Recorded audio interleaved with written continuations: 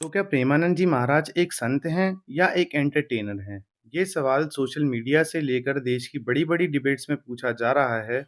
एक तरफ उनकी लाखों में भीड़ है, तो दूसरी तरफ उनकी आलोचना करने वाले लोगों की फौज। कुछ लोग कहते हैं कि ये धर्म के नाम पे नेटफ्लिक्स का शो बना रहे हैं, तो कुछ लोग उन्हें युवाओं की जिंदगी बदलने वाला क्रांतिकारी संत मानते हैं। आखिर क्या है सच? आज हम इस सवाल का जवाब खोजेंगे डेटा और इतिहास के आधार पर, क्योंकि ये सिर्फ एक संत की कहानी नहीं है, बल्कि उस सोच की कहानी है जो धर्म को आधुनिक तरीके से पेश कर रहे हैं। सबसे पहले समझते हैं कि पूरा विवाद कहाँ से हुआ। आलोचना करने वालों के तीन मुख्य आरोप। स्टेज पे कॉमेडी। हमें तो हर समय मृत्यु याद रहती, कभी भी मर सकता हूँ। पर जिस संसार में ऐसा नहीं कहना चाहिए। अच्छा। हाँ। मेरा उम्र आपका कितनी है तुम्हारी? लोग पूछते हैं, एक संत अपने प्रवचन में जोक्स और कॉमेडी क्यों सुनाता है? क्या धर्म एक स्टैंड अप शो बन गया है? Hi tech setup. दूसरा, उनके बड़े बड़े पंडालों में लाइट्स, म्यूजिक और एडवांस साउंड सिस्टम क्यों होता है? क्या ये एक सत्संग है या एक म्यूजिक कॉन्सर्ट? और तीसरा, सबसे बड़ा आरोप, वो रील्स और यूट्यूब पर क्यों वायरल हो रहे हैं? एक संत को एक इन्फ्लुएंसर की तरह क्यों काम करना चाहिए? कोई संत हंसी मजाक के जरिए आपको भगवत गीता का सार समझा रहा है। प्रेमानंद जी महाराज पर लगे आरोप इतिहास में पहली बार नहीं है। अगर हम इतिहास देखें तो एक पैटर्न साफ नजर आता है। हर युग में जब भी किसी ने धर्म को लोगों तक पहुंचाने की कोशिश की है आधुनिक तरीके से, उसे आलोचना का सामना करना पड़ा है। उदाहरण के तौर पे कबीरदास जी, उन्होंने अपनी भक्ति को सीधा दोहे में गाया। उन्होंने मूर्ति पूजा और धर्म के ठेकेदारों का विरोध किया। उस वक्त उन्हें समाज से आउटकास्ट कर दिया, लेकिन आज वो संत कबीरदास हैं। दूसरा उदाहरण, गुरु नानक देव जी, उन्होंने कहा ना कोई हिंदू ना कोई मुसलमान। उन्होंने भक्ति को सरल करके आम लोगों तक पहुंचाया। उस वक्त दोनों समुदाय के लोगों ने उनका विरोध किया, लेकिन आज उनका संदेश दुनिया भर में शांति का प्रतीक है। उदाहरण नंबर 3, मीराबाई, एक राजकुमारी होकर भी उन्होंने समाज की मर्यादा को तोड़ा और खुलकर कृष्ण जी की भक्ति की। उन्हें अपमान का सामना करना पड़ा, लेकिन आज उनके भजन हर घर में गाए जाते हैं। जो बात समय से आगे होती है, पहले उसे ट्रोल किया जाता है और बाद में वही इतिहास बन जाती है।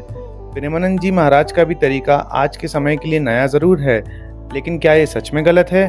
अब बात करते हैं डेटा की। प्रेमानंद जी महाराज के YouTube चैनल पर करोड़ों व्यूज आते हैं और उनके सत्संग में सबसे ज्यादा भीड़ युवाओं की होती है। उनकी एक लाइन बड़ी ही वायरल हुई थी, व्हाट्सएप पे ऑनलाइन रहने से ज्यादा जरूरी है राम के साथ ऑनलाइन रहना।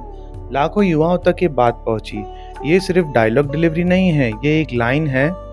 आखिर में कैसे एक व्यक्ति इतना बड़ा प्रभाव डाल सकता है और भविष्य में इसका क्या असर होगा? उनकी सरलता से वो लोगों से जुड़ते हैं। उनकी अपनी जीवन शैली में अनुशासन और निष्ठा, जो वो कहते हैं वो खुद भी करते हैं। इंटरनेट और सोशल मीडिया का समझदारी से उपयोग, जिससे उनका संदेश दूर दूर तक पहुंचता है। क्या ये आध्यात्मिक क्रांति आगे भी बढ़ती रहेगी, या जैसे हर मूवमेंट के साथ होता है, इसमें भी वही बदलाव आएगा? प्रेमानंद जी महाराज के संदेश को हम कैसे देखें? एक नए युग का आध्यात्मिक मार्गदर्शक के रूप में, या एक ऐसे व्यक्तित्व के रूप में जिनके आसपास सवालों के बादल भी मंडराते हैं? निर्णय आपका है।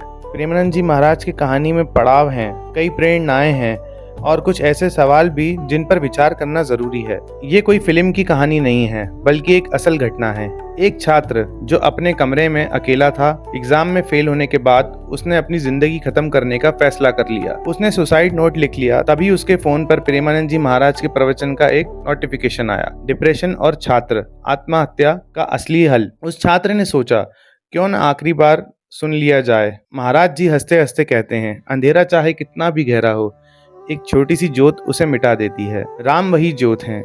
यह सुनकर वो छात्र रो पड़ा और सुसाइड नोट फाड़ दिया।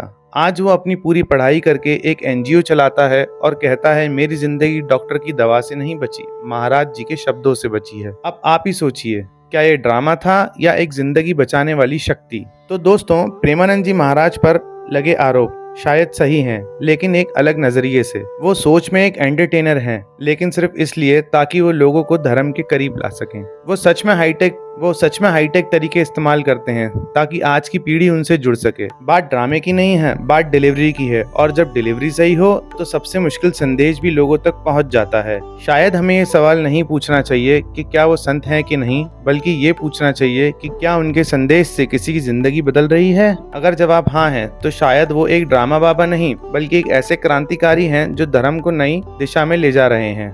तो दोस्तों, प्रेमानंद जी महाराज की कहानी में कई पड़ाव हैं, कई प्रेरणाएं हैं और कुछ ऐसे सवाल भी हैं जिन पर विचार करना ज़रूरी है।